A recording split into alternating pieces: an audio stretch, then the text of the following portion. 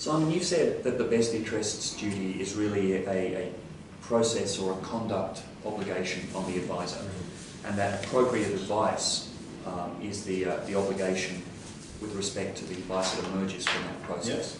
Yes. They're separate, but they're related obligations, I guess. So in theory, is it possible to still get the best interest duty compliance or obligation wrong, but deliver good advice anyway? So strictly speaking, it is. They are separate obligations. There's obviously some overlap between them. There's also the conflicts priority rule again, and there's the obligation to warn the client if the advice is based on incomplete information. So that's what we talk about as the best interest duty and related obligations. But they are separate. There's clearly some overlap.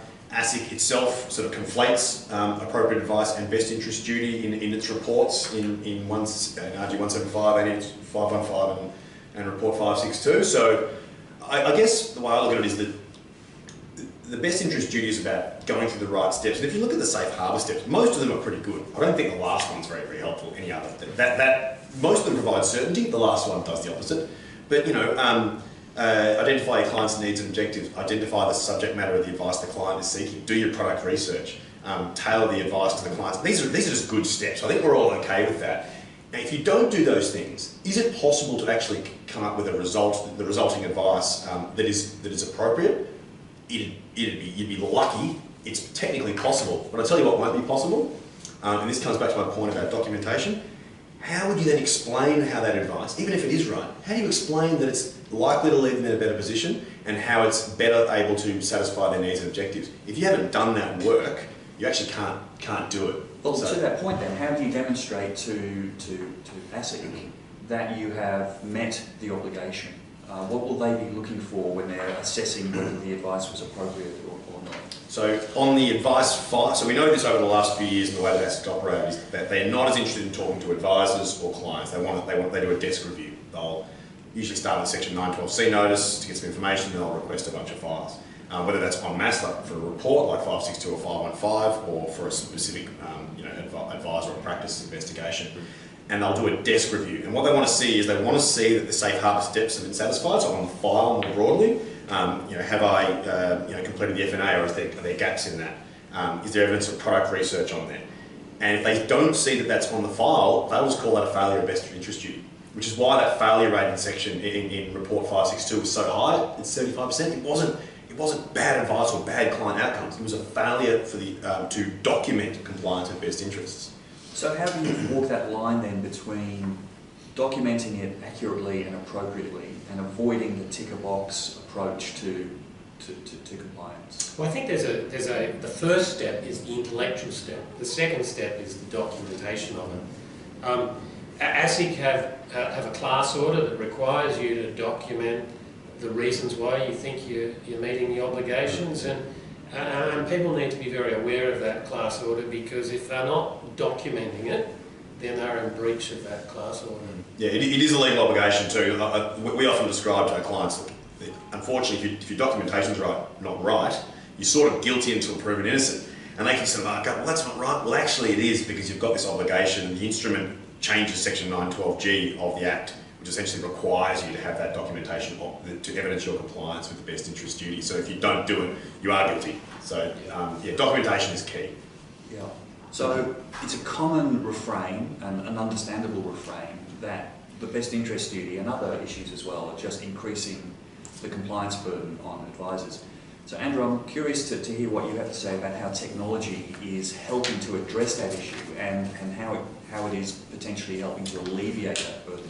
Look, as a product manufacturer and an innovator, I've got a slightly different take on it. I think technology is also creating obligations potentially, because innovation in itself is changing the context in which we make best interest judgments and looking and researching products. So yet it also supports that. If you think about best interest, if innovation can create value for clients, then it helps us have opportunities to meet our clients' best interests. So it's a double-sided coin in reality.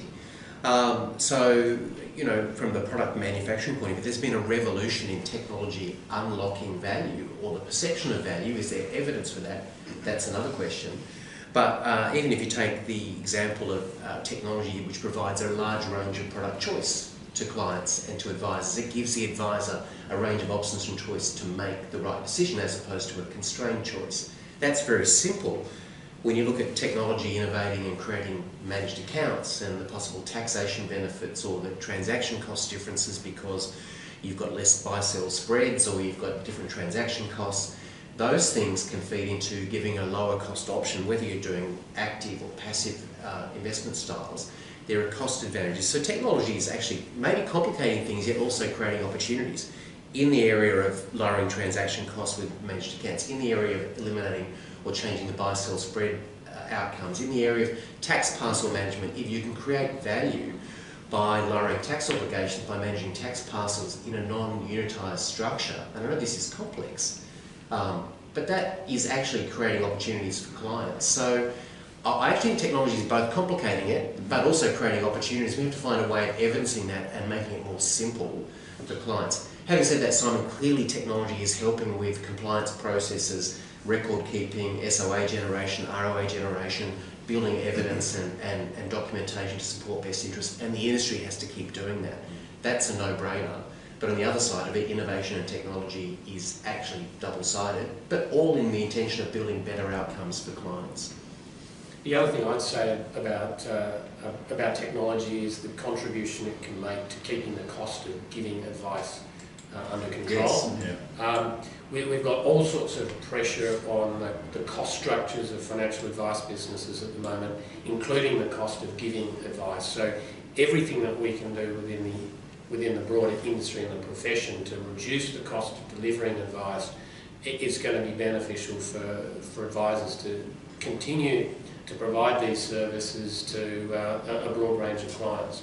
So it must be an important focus going forward. It's critical, or we won't be able to deliver advice to certain sets of consumers. And yet we know the demand or the appetite for advice is increasing in what's a complex environment and an ageing population. So yeah, absolutely, the advice process technology has to help with as much as product development. And we can peer into the future a bit as well. The UK experiment, after their retail distribution review in 2013, where what we would call true retail clients became economically unviable. And 5 or 6, 7 years later, the UK Treasury is now trying to get the big institutions back in there using sort of robo-advice and technology to service that segment, because they're sort of unserviced and they need... How do you get advice to the masses? Would that be the institutions who are buying back into the advice market, having exited the ones that 5 got out years ago in the UK? It is, absolutely. They're trying to entice them back in, but they're looking at technology to essentially make advice profitable, or at least break even. Interesting when you consider what's happening in Australia, that we've seen the full cycle over since. Yeah.